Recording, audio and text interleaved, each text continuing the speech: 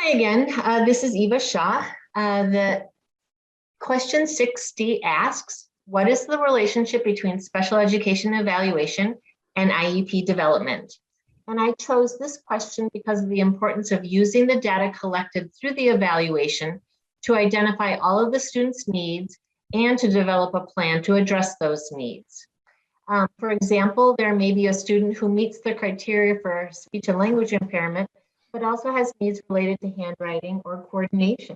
I think there was a question asking exactly that in chat.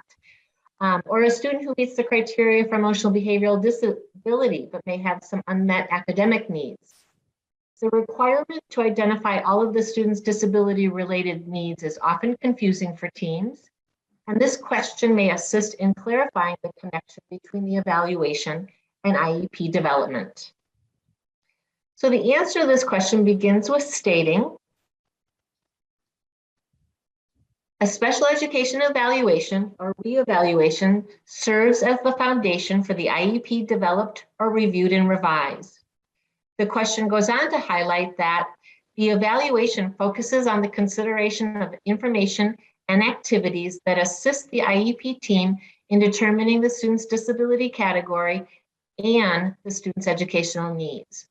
When a student is found to be or continues to be eligible for special education, the information and data gathered through the evaluation is then used by the IEP team to develop the student's IEP, to address the student's unique and individual disability-related needs, whether or not those needs are commonly linked to the disability category in which the student has been classified.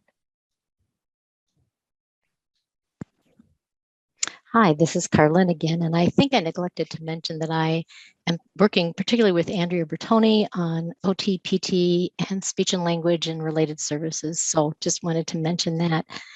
I chose question 61 because it ties in actually with some of the questions that have been asked and some questions that I have encountered. So the question asks, can students' IEPs have goals and services to address disability-related needs that are not specifically linked to the student's identified disability category? And I think one of the things that's important is that if we have done a good root cause analysis and identify disability-related needs, then that's a key part to the answer for this question. The question goes on to answer, yes, each student's IEP is developed to address the effects of the student's disability and the disability-related needs, irrespective of the disability categories in which the student has been classified. So I did notice a question about the sensory processing needs, and I would say this is a good illustration for an answer to this question. It's important that the team has taken the time to collect the data that would be a part of that review of information and the IEP meeting to determine what is the effect of the sensory processing needs on the student's ability to engage or to access and progress in their grade level or age level curriculum so that they can progress with their education. So that making sure that that information is used in the development of the IEP is really important.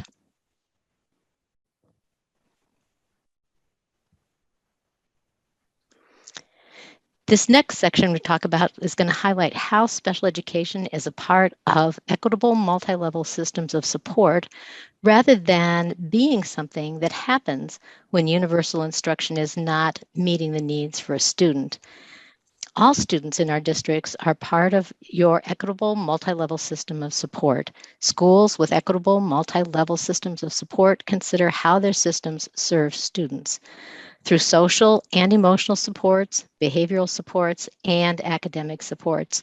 So making sure that your MLSS is broader than just RTI or positive behavioral support systems.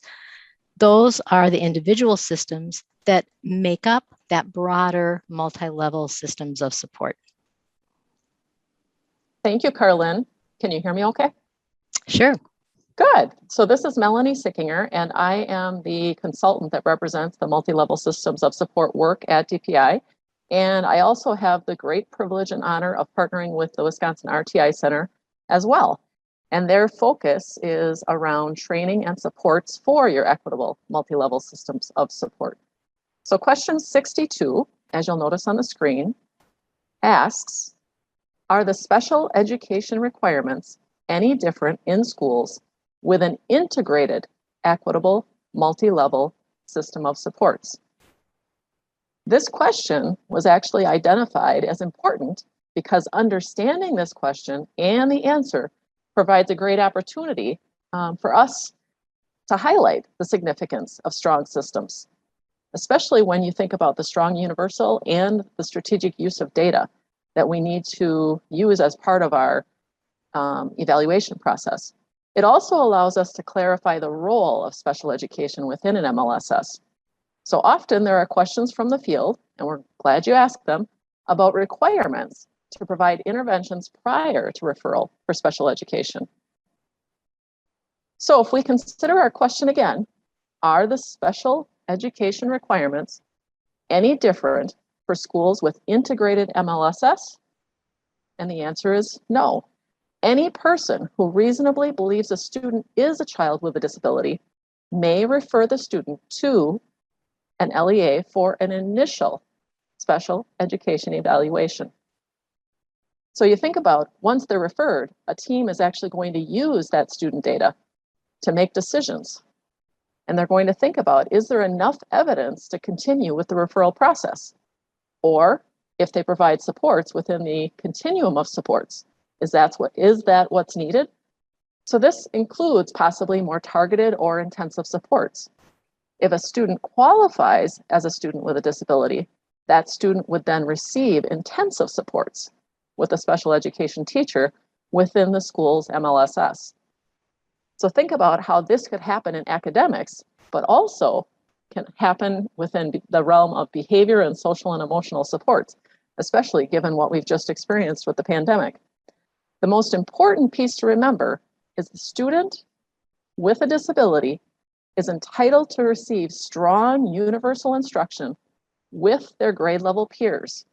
Notice I said strong universal instruction with their grade level peers, along with their intensive supports through the IEP process.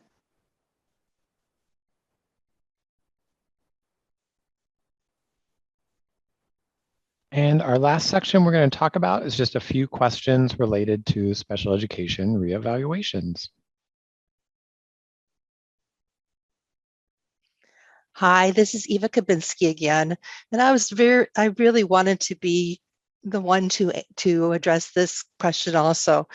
Question number 63 asks, when is a reevaluation required?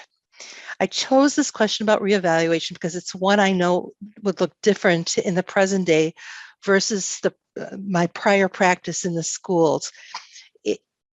When I was in the schools, it sometimes seemed that we couldn't say, no, the student doesn't need a reevaluation fast enough.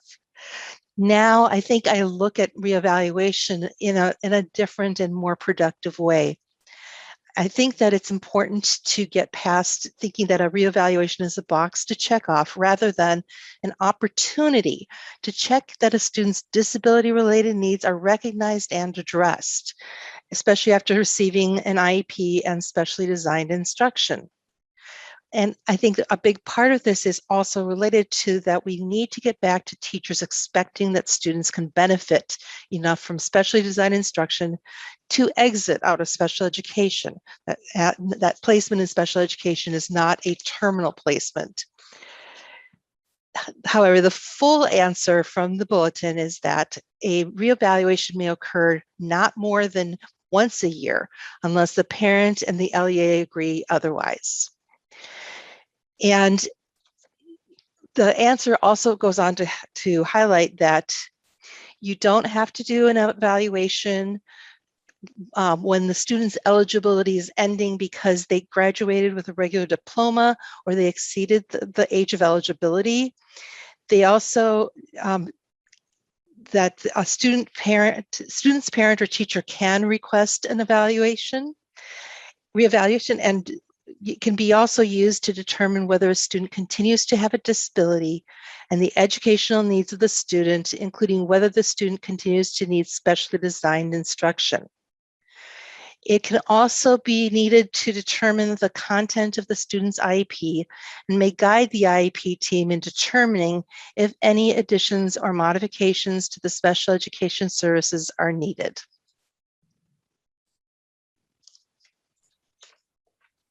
Hi, this is Megan again. And another question I wanted to highlight was question number 68.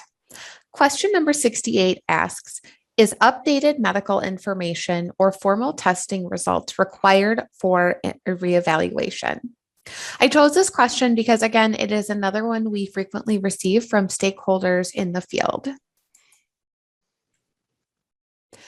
The answer to this question begins with stating, no. Updated medical information or informal testing are not required unless the IEP team believes such information is necessary to complete a comprehensive evaluation. The answer goes on to highlight that if the IEP team determines that medical information is necessary, the LEA cannot require the parent to pay for obtaining this information. All right, this is Daniel. I'm going to close us out with the last question before we do some Q&A. Question 69 asks, is a reevaluation required before new special education services or supports can be added to a student's IEP? And the answer in the bulletin begins with stating a reevaluation is generally not required before adding new special education services or supports when revising a student's IEP.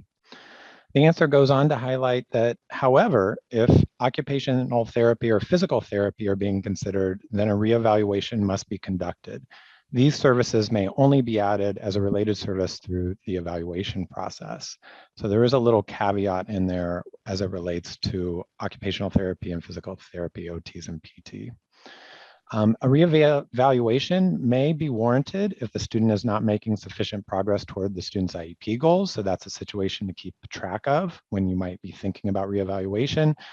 And age or grade level academic achievement or functional performance standards and expectations if they're having difficulty meeting those. In addition, a student's disability-related needs change over time. This is probably the biggest one. There's a big difference between a kindergartner and a third grader and a sixth grader and a ninth grader. And educational context can have different effects on a student's disability and disability-related needs. So you should always be thinking about, do we need a reevaluation to get the information that we might need to really develop a student's IEP? So IEP teams are encouraged to think about that and think about whether a reevaluation may help uncover additional information that may be needed to help accelerate student progress and improve their access engagement in the student's age or grade level educational program.